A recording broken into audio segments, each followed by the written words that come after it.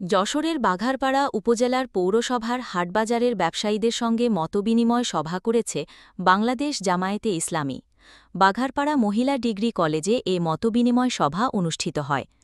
সভায় মাওলানা সিদ্দিকুর রহমানের সভাপতিত্বে উপস্থিত ছিলেন জামায়াতে ইসলামী জেলা আমির ও কেন্দ্রীয় মজলিসের শুরা সদস্য অধ্যাপক গোলাম রসুল।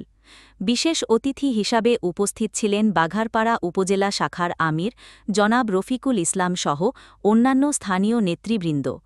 এছাড়া উপজেলার বিভিন্ন হাটবাজারের শতাধিক ব্যবসায়ী সভায় অংশগ্রহণ করেন।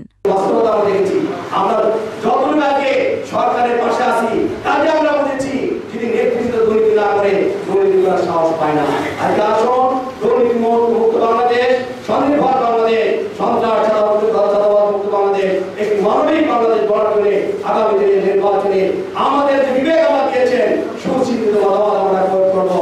আর আমি আপনাদের সন্তান হিসেবে বলছি, এই বাঘারপাড়া উপজেলা যে বাজার আছে, আমি বলেছি এখানে নানান সমস্যা আছে, এখনো দিনের বেলায় বাজার নিলে গাড়ি চলতে পারে না। কি অবস্থা, কঠিন অবস্থা।